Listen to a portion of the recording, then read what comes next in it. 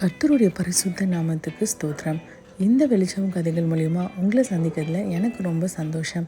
வாங்க இன்னைக்கான கதை மற்றும் வேத வசனத்தை பார்க்கலாம். ஒரு ஊரில் ஒரு முதியவர் இருந்தாருங்க. தினமும் அவர் பக்கத்து ஊருக்கு போயிட்டு தண்ணி எடுத்துட்டு வர்றது வழக்கமாக இருந்தது. அவர் இடத்துல 2 பானை இருந்ததுங்க. ஒரு பானை நல்லா இருந்தது, இன்னொரு பானை கொஞ்சம் விரிசல் விட்டுருந்தது. இதனால் என்ன ஆச்சுன்னா, அதில் தண்ணி நிரப்பும் பொழுது அந்த பானை எப்பொழுதுமே ஒழுகிட்டே இருந்ததுங்க. ஒரு நாள் அந்த உடைந்த பானை அந்த முதியவர் இடத்துல ரொம்ப மனம் கசந்து அழ ஆரம்பிச்சதுங்க. என்னன்னு யோசிக்கிறீங்களா? அந்த முழுமையான பானை ஒவ்வொரு நாளும் நிரப்பின இடத்துலேருந்து வீட்டுக்கு வர வரைக்குமே முழு தண்ணீரோடு வீட்டுக்கு வந்து சேருது.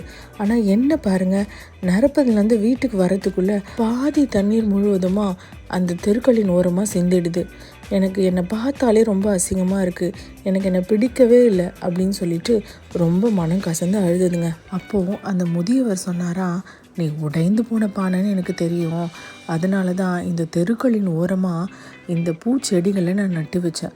ஒவ்வொரு நாளும் உன்னை இந்த பாதையில் சுமந்துட்டு போகும்பொழுது சிந்தப்படுகிற அந்த தண்ணீர்லேருந்து எவ்வளோ பூக்கள் பூத்திருக்கு பாரு, இப்போ இந்த பாதையே எவ்வளோ அழகாக இருக்குது பார்த்தியா அப்படின்னு சொன்ன பிறகு தான் அந்த உடைந்த பானை அந்த பாதையை பார்த்துச்சாங்க. பார்த்த உடனே அவ்வளோ சந்தோஷம். ஆமாங்க, இந்த உடைந்த பானையை போல் நம்ம வாழ்க்கையிலுமே அநேக கஷ்டங்கள், வேதனைகள், அவமானங்கள், நிந்தனைகள், இந்த மாதிரி அநேக சூழ்நிலையை கடந்து வந்திருக்கலாம், இல்லை இப்போ கடந்து கொண்டும் இருக்கலாம்.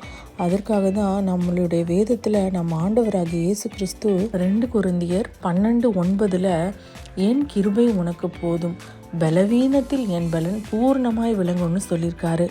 நீங்கள் பலவித உடைக்கப்பட்ட சூழ்நிலைகளில் இருக்கலாங்க. இந்த வசனத்தில் சொல்லுகிறபடி தேவ கிருபை உங்களோடு கூட இருக்கும் பொழுது அந்த சூழ்நிலையை கடந்து போகக்கூடிய பலனை ஆண்டவர் உங்களுக்கு கொடுப்பாரு. அவர் உங்களோடு கூட இருந்து உங்களை வழி நடத்துவாருங்க. ஆமாங்க, நம்ம ஆண்டவருடைய வருகை ரொம்ப சமீபமாக இருக்குது. அதனால் நம்மளும் ஆயத்தப்படுவோம், நம்ம கூட இருக்கிற எல்லாத்தையுமே ஆயத்தப்படுத்துவோம். இந்த வெளிச்சம் கதைகள் உங்களுக்கு பிரயோஜனமாக இருந்ததுன்னா உங்கள் நண்பர்களோடையும் இதை பகிர்ந்து கொள்ளுங்கள். நாளைக்கு மீண்டுமாய் வேற ஒரு வசனம் மற்றும் கதையோடு சந்திப்போம். நன்றி.